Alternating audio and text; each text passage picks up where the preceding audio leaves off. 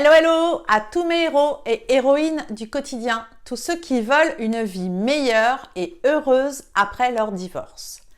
Bienvenue sur la chaîne Surmonter un divorce. Je suis Sandrine Bartoli, coach et thérapeute, experte pour surmonter un divorce. Car oui, il est 100% possible d'être heureux ou heureuse après un divorce.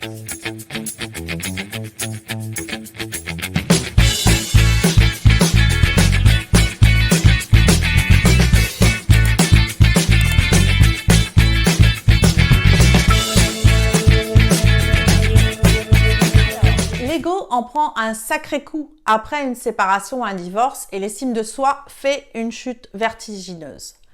Toute une vision négative de soi se met alors en place. On commence à éprouver des craintes, surtout l'avenir, la vie, l'amour, et des pensées stressantes, inquiétantes nous envahissent.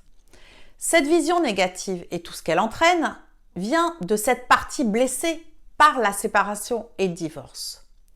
Ce qu'il faut savoir et bien se mettre dans la tête, c'est que ce que tu vis en ce moment, même si je sais pertinemment que c'est extrêmement douloureux, c'est temporaire. Oui, c'est temporaire. Et tu es en mesure de faire tout pour que cela le reste.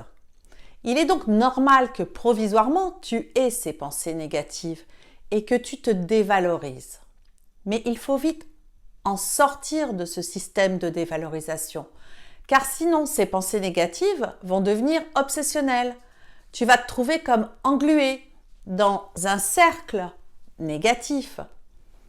On me dit souvent en coaching, Sandrine, le problème est que je suis convaincue de mes pensées. Elles m'obsèdent, me dévalorisent tout le temps et j'ai du mal à m'en sortir. La puissance de notre cerveau fait que plus on pensera négatif, plus on se dévalorise et plus on perd l'estime de soi. Et c'est normal, parce qu'à force de penser, ça devient parfaitement crédible. Et en plus, ça génère de l'anxiété qui induit à son tour des pensées négatives, voire même des crises de panique, des crises d'angoisse. On peut reprogrammer son cerveau si on est arrivé à se dévaloriser autant par nos pensées. On peut donc aussi faire l'inverse.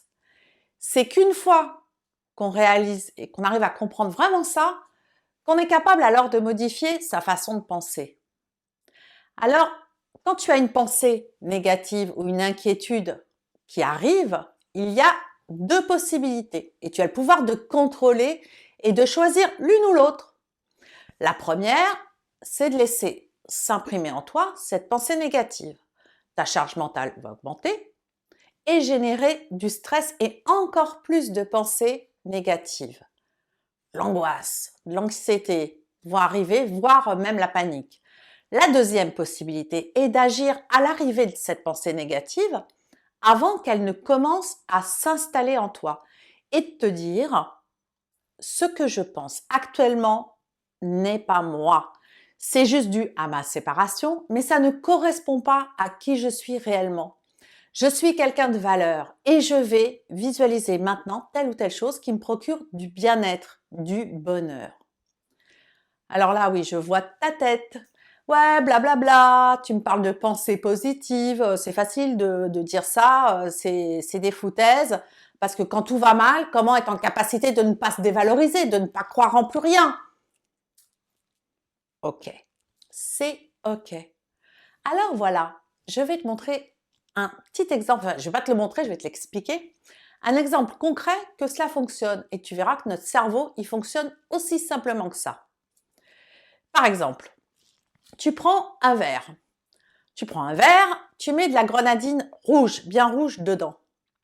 On dit que la grenadine rouge, ce sont tes pensées négatives. Et puis, on va définir que l'eau, l'eau, c'est le positif. Dans ton verre, même si tu le remplis jusqu'en haut de grenadine rouge, tu peux très bien mettre le robinet d'eau, donc de positif au-dessus, et tu verras qu'au fil du temps, le rouge va s'éclaircir, le rouge va déborder et laisser l'eau claire prendre toute la place. Surtout si tu mets ton verre sous un robinet d'eau. Donc tu comprends un peu ce que je veux dire par là? C'est un conditionnement du cerveau qu'il va falloir opérer. Pour la dévalorisation de soi, c'est exactement la même chose. Tu es perturbé par tes émotions négatives.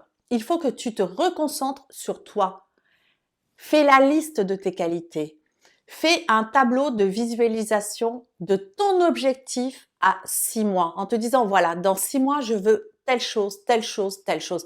Être bien dans ma tête, être bien dans mon corps, être bien dans ma nouvelle vie. C'est ma nouvelle vie. Ça sera encore mieux que l'ancienne. Cette visualisation, elle te sera utile justement quand tes pensées négatives vont te submerger. Là, il faudra que tu switches avant que ta pensée négative s'installe, que tu switches vers ta pensée positive, donc vers ton tableau de visualisation. Plus tu visualiseras ce tableau, et il faut que ça soit même concret, hein, tu fais un poster, tu colles des photos de tout ce qui te fait plaisir, de ton objectif, de tes objectifs à 6 mois, eh bien, tu les regardes, ou tu y penses et tu y penses. Et ça fera comme la grenadine. Le négatif se diluera de plus en plus. Plus tu penseras à ta visualisation, à un futur heureux, et plus tu l'obtiendras. C'est aussi la loi de l'attraction.